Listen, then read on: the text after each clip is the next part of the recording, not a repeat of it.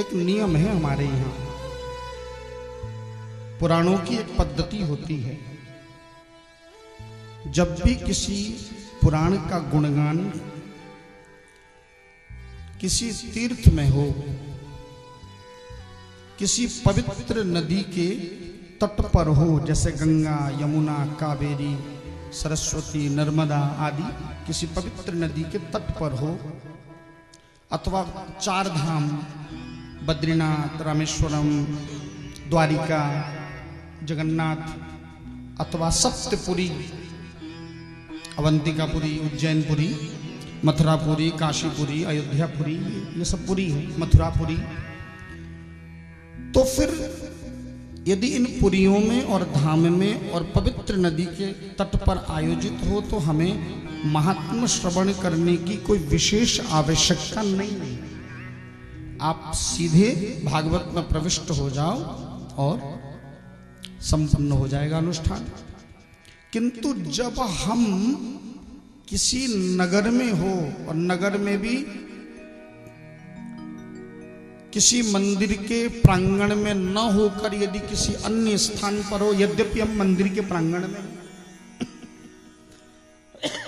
और आपका नगर भी एक तीर्थ है, जो कि पीताम्बरा पीठ के नाम से समग्र भारत में सुप्रसिद्ध है, माता का स्थान है, तो ये तीर्थ है। तो यद्यपि महात्मा की कथा में ना भी श्रवण कराऊं तो चलेगा, किंतु मेरे जो संस्कार ये कहते हैं, गुरुदेव की शिक्षा ये कहती है कि कम से कम आधा घंटा तो हमें महात्मा श्रवण करना चाहिए। इससे ये ज्ञात होता है कि कथा श्रवण करने की परिपाटी, कथा कैसे श्रवण करें, कैसे बैठें, 7 दिन हमारी जीवनचर्या कैसी होनी चाहिए, 7 दिन भोजन कैसे करें, शयन कैसे करें, हम लोग कैसे रहें अपने घरों में 7 दिन। ये भागवत की कथा कोई साधारण कथा नहीं है। आजकल के लोगों ने साधारण बना दिया, क्योंकि आजकल तो गरिमा का ध्यान हम लोग देते नहीं है। वास्तव में भागवत कोई मनोरंजन का विषय है ही नहीं। जैसे लोग कहते हैं ना, गुरुजी भजन कौन से गाओगे, ना ना ना ना, ये भागवत कोई भजन संध्या का नहीं के लिए थोड़ी है। ये तो इसलिए है बेचारे कि बीच बीच में कुंभकर्ण की पत्नी आक्रमण करने आती है हम लोगों पर, जानते हैं, बीच बीच में कथा में वो आएगी। उससे बचने के लिए थोड़ा संकीर्तन हो जाए। अब संकीर्तन खाली हाथ से करेंगे तो उतना आनंद नहीं आता, और जो साथ में थोड़े साजवाज हों तो थोड़ा सा आनंद आता। तो इसका मतलब ये कि ये केवल संकीर्तन के लिए, ताकि भागवत की कथा में व्यवधान न पड़े। लेकिन आजकल हम क्या देखते हैं, आजकल कथा गौण हो गई, मनोरंजन ज्यादा हो गया, नौटंकी ज्यादा चलने लगी। अब तो कथाएं बीच में रोक रोक के केवल चंदे मांगती, आश्रम बना रहे हैं, गौशाला खोल रहे हैं, भर भर के चंदा दो, मैं अन्न चित्र चला रहा हूं। यानी भागवत की जो व्यासपीठ है वो एक प्रकार से भीख मांगने का केंद्र बन गया। बोलो, बड़े कड़वे शब्द बोल रहा हूं, कुछ लोगों को बहुत चुभेगी मेरी बात।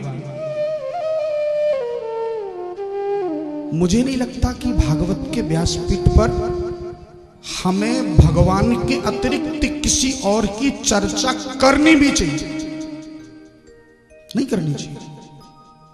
हम कोई समाज सुधारक नहीं है, हम कोई पॉलिटिशियन नहीं है जो राजनीति की चर्चा करें या समाज सुधार की बात करें। हम भैया केवल कथा का गुणगान करें। जितनी कथा भागवत में लिखी है, हाँ, उस कथा को आत्मसात कैसे करें, उसे जीवन में धारण कैसे करें, तो उसके लिए उदाहरण तो दे सकते हैं, एग्जाम्पल जरूर देनी चाहिए, लेकिन चर्चा नहीं होनी चाहिए समाज की, उसके लिए अलग मैटर है।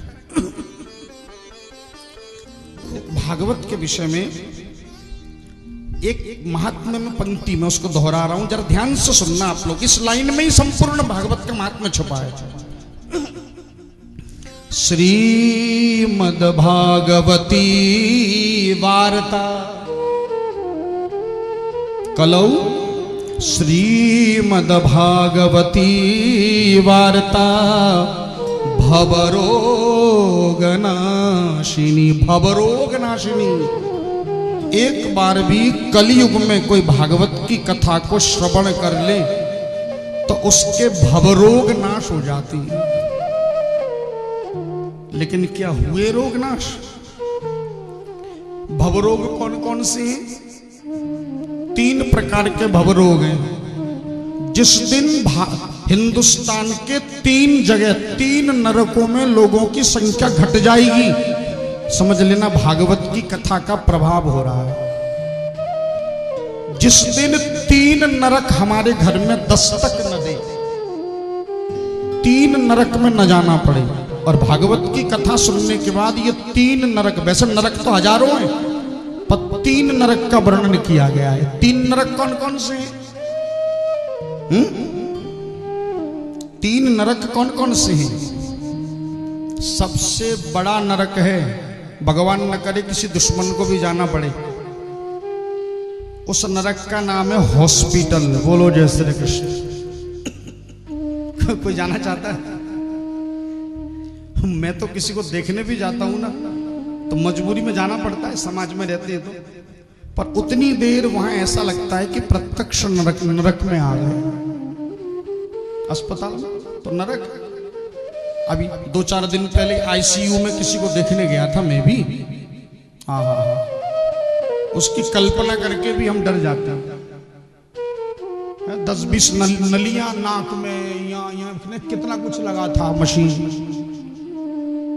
और जबरदस्ती वो सांस दे रहे थे। मतलब वो मुझे तो देख के लगा कि वो पधार गए, लेकिन फिर भी जबरदस्ती, जो आईसीयू में मुर्दे को भी 3-4 दिन लिटा के पैसा वसूल कर लेती है। बोलो जय श्री कृष्ण।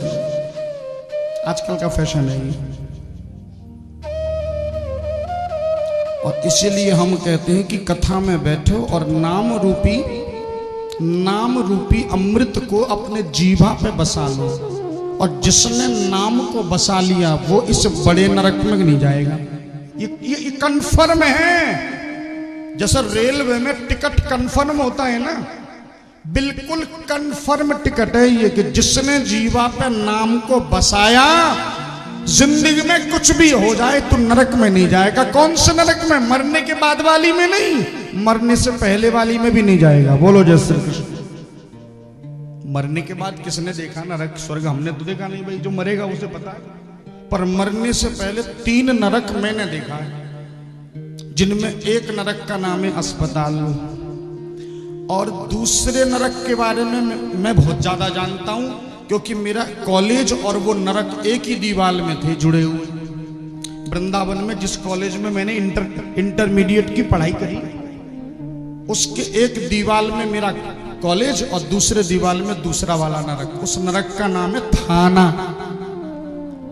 उल्टा लटका के जब पिटाई होती थी ना, कभी कभी थानेदार पूछते थे, हाँ भाई चाय पानी पीबे गो? मगवाए दो। अब भाई मगवा रहे, ला भाई ला, लट्ठ ला, बजाओ सारे में। तो पुलिस वालों की चाय बोलने से दूसरा लट्ठ बजता है, नाश्ते का लट्ठ तीसरा है। हाँ, अलग अलग नाश्ता होता है हमारे ब्रज में। बोलो जय श्री कृष्ण।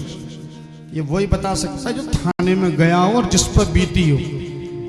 और हमारे जमाने में तो बेलन चलती थी। बोलो जय। लिटा के ऊपर ऐसे रगड़ देते थे, हड्डी पसली सब तोड़ देते थे। अगर कोई चोरी और डकैती में पकड़े जाते थे ना तो बेलन चलवा देते थे। हाँ, ये दूसरा नरक है साहब। रात को 12 बजे अगर वारंट लेके आ जाए केवल खाकी वर्दी में, और गलती से रास्ता पूछने भी आ जाए तो मुंह सूख जाती है। तो पुलिस कैसे आई है भाई, क्या बात है, रात को 12 बजे पुलिस? बोले नहीं पानी पिलाओ, प्यास लगी, हम जा रहे थे।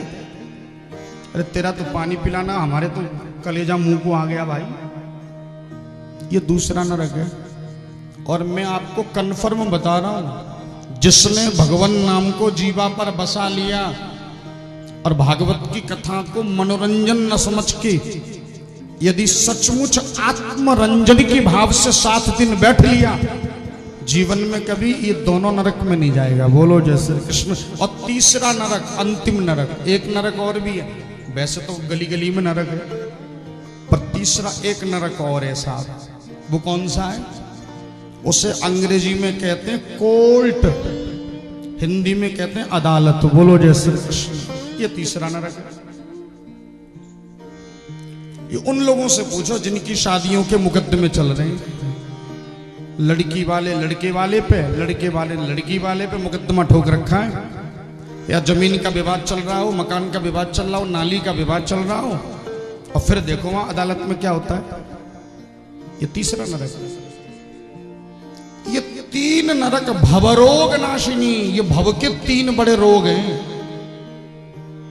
और ये तीनों नरक अगर नहीं जाना चाहते हो तो आप लोग ये कह सकते हो, बोले महाराज तो क्या सचमुच भगवान का नाम में इतना सामर्थ्य है कि भगवान का नाम ले लें, भागवत की कथा सुन लें और अस्पताल न जाना पड़े? तो देखो मैं एक और प्रमाण दे सकता हूं, वो ऐसा प्रमाण कि आपके घर के ये छोटे छोटे बच्चे हैं ना, ये भी जानते हैं। मैं तो कहता हूं हिंदुस्तान के गली के कुत्ते भी जानते हैं। हमारे हिंदुस्तान के गली के कुत्ते भी इतने भाग्यशाली हैं कि बचपन में जब हम छोटे छोटे थे तो हमारे वृंदावन में जब वो होते ना अखंड रामायण, तो अखंड रामायण में उस समय तो हम कुछ समझते नहीं थे, लेकिन चौपाई जो गाते थे बीच बीच में, मंगल भवन अमंगल हारी द्रवौ सदशरथ अजिर बिहारी। सुनते थे कि नहीं? मंगल भवन अमंगल हारी उमा सहित जही, आगे क्या? जपत पुरारी। देखो इस लाइन की जरा व्याख्या करना। उमा सहित जही, उमा के साथ यानी माता पार्वती भी, और जपने वाला कौन? महाकाल। इससे बड़ा प्रमाण कोई है? कालों के काल महाकाल, पूरे ब्रह्मांड को जो काल रूप में ग्रसित करता है, वो महाकाल भी जपत किसके साथ? अरे घरवाली के साथ। और किसके साथ? पड़ोसिन के साथ थोड़ी जपने। स्वीकार करो। अब बोलो इससे ज्यादा प्रमाण दूं और कोई? अच्छा बोले महाराज ये बताओ इस नाम जप से होगा क्या? तो देखो भारत में एक ऐसी स्तुति है, चालीसा है, जो हिंदुस्तान के बच्चे बच्चे की जुबान पर है, वो है हनुमान चालीसा। उसमें एक चौपाई है, उसमें क्या लिखा है? नासे रोग नासे रोग, सबसे पहले का नासे रोग, हरे सब पीरा जपत निरंतर हनुमत बीरा। अब बोलो क्या ये चौपाई मैंने लिखी है? प्रमाण दे रहा हूं। महाकाल स्वयं कह रहे हैं, लेकिन कंडीशन लगा दी है। Condition applied. बैंक में अकाउंट खोलने जाते हो ना, LIC की पॉलिसी लेते हो ना, तो छोटे छोटे अक्षर में कुछ ऐसा लिखा रहता है जो आदमी पढ़ ना ले। बोलो जय श्री कृष्ण। तो पढ़ेगा तो करेगा नहीं, बहुत छोटे छापते हैं ताकि दिखे ही नहीं। तो कंडीशन अप्लाइड है। बोले क्या? बोले जपत निरंतर। बस ये निरंतर को पकड़, निरंतरता होनी चाहिए। हम लोग क्या करते हैं? हम लोग आधी माला जपली छोड़ दी, एक माला जपली छोड़ ली, दो माला जपली छोड़ ली, बस ये गड़बड़ी है। छोड़ना नहीं है, नाम को जीवा पर बसाना है। तो इसलिए कलौ भागवती वार्ता भवरोग नाशिनी। इसलिए जिसने नाम का आश्रय लिया, जपहि नाम जन आरत भारी, जपहि नाम जन आरत भारी, जप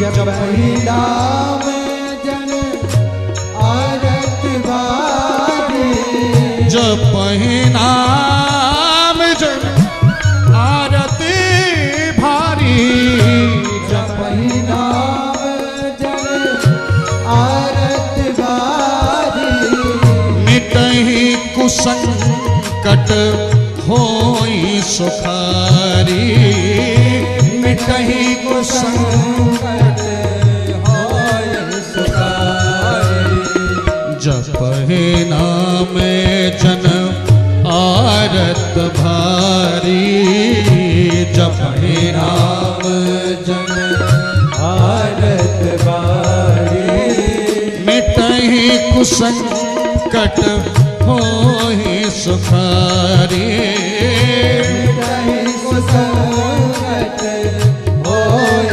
सुखारी, मंगल भवन अमंगल हारी, उमा सहित जहि जपत पुरारी, मंगल भवन गाइए गाइए सब लोग गाइए। मंगलहारी, उमा सहित जहु जगत पुरारी।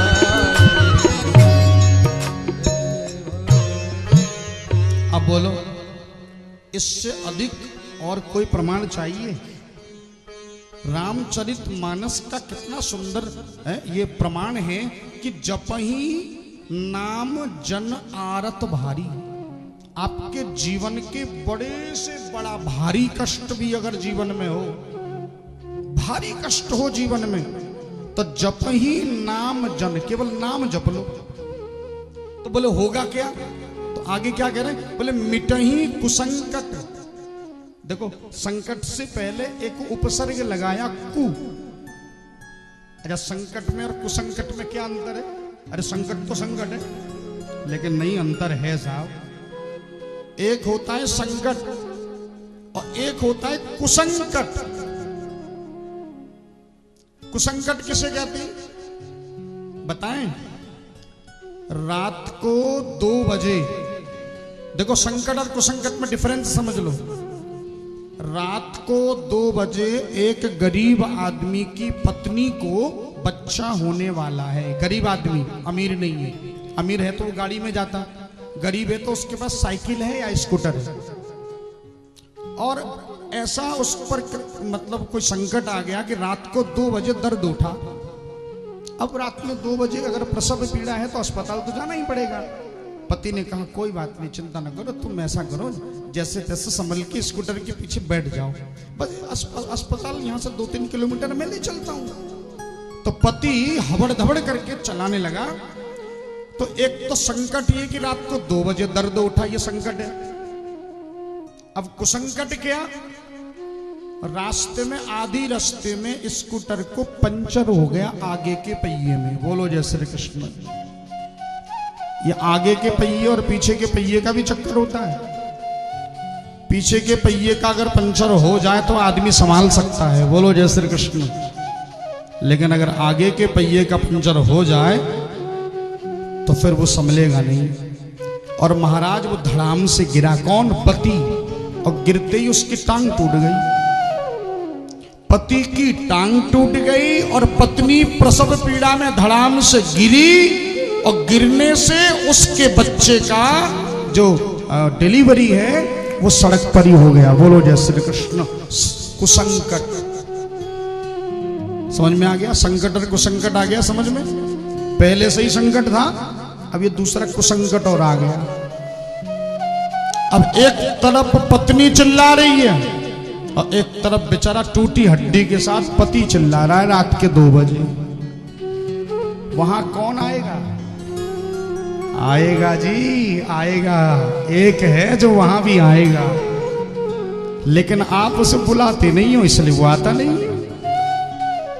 एक है जो आने वाला है, लेकिन वो तब तक नहीं आएगा।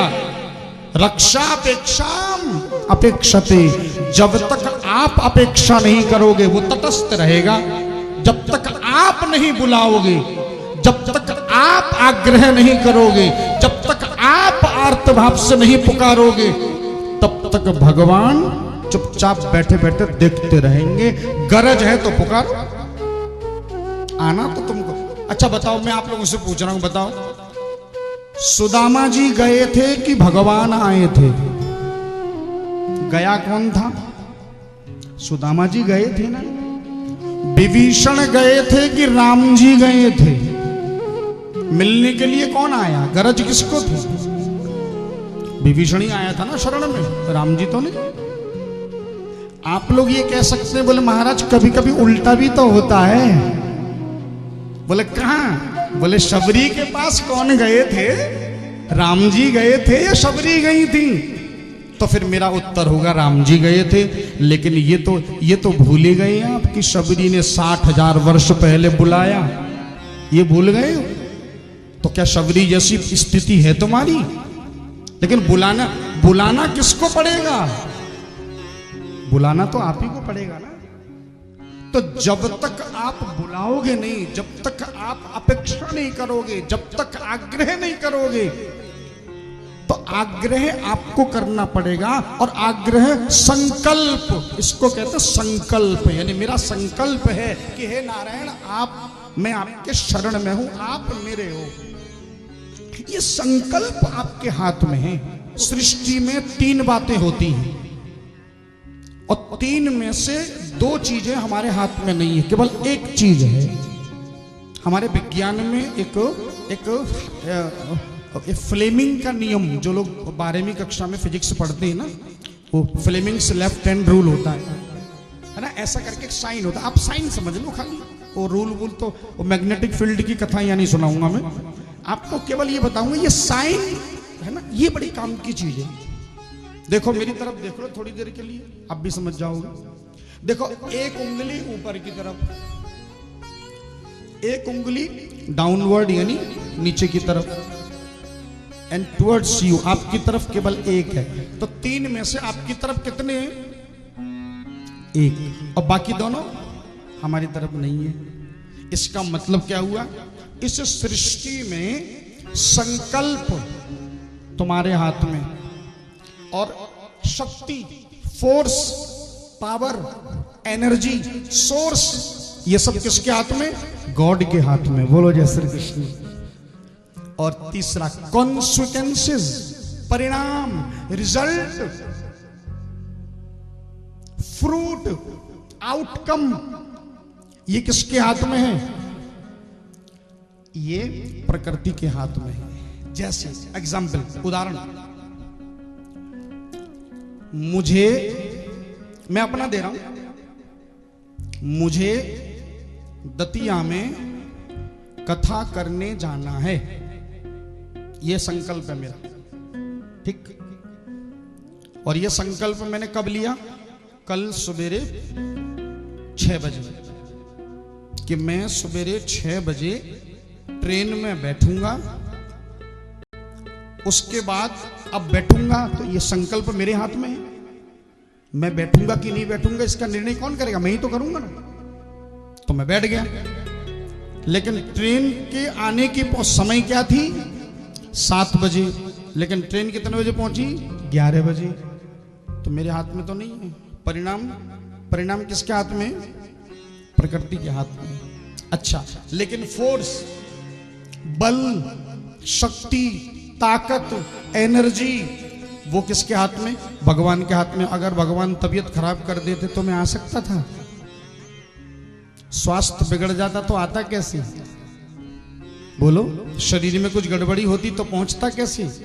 इसका मतलब है ये शरीर किसके हाथ में है? ये मेरे हाथ में नहीं है, नारायण के हाथ में। बल किसके पास है? गोविंद। हम लोग रोटी का टुकड़ा तोड़ सकते हैं, लेकिन तोड़ के मुख में डाल तो लिया, लेकिन पचेगा कि नहीं पचेगा ये आपके हाथ में नहीं है। कभी कभी खाई हुई रोटी उल्टी करनी पड़ती है। बोलो जय श्री कृष्ण। रोटी पचेगी कि नहीं पचेगी वो तुम्हारे हाथ में नहीं है। रोटी को दांतों से चबाना और गले के नीचे से घटकना ये भी तुम्हारे हाथ में नहीं है। हाँ, रोटी खाऊं या न खाऊं इसका निर्णय तुम्हारे हाथ में है। भाई आपके सामने थाली दे दी, बेटा भोजन करो जी, आज भूख नहीं है मैं नहीं खाऊंगी, कोई बात नहीं, तो संकल्प आपके हाथ में है या विकल्प आपके हाथ में है, न शक्ति आपके हाथ में है न परिणाम आपके हाथ में है। तो भैया जो तुम्हारे हाथ में है उसका तो प्रयोग कर लो। तो भगवान से रिश्ता जोड़ना तुम्हारे हाथ में है, तो जो संबंध जोड़ना हमारे हाथ में है, हम उस संबंध से वंचित क्यों रहें। तो भागवत उस संबंध को दृढ़ता से जोड़ने का सशक्त माध्यम है, अतः भागवत मनोरंजन का साधन नहीं है। सब्सक्राइब करें हमारे YouTube चैनल साधना गोल्ड को और पाएं वीडियो सबसे पहले। और हाँ, बेल आइकन दबाना ना भूलें।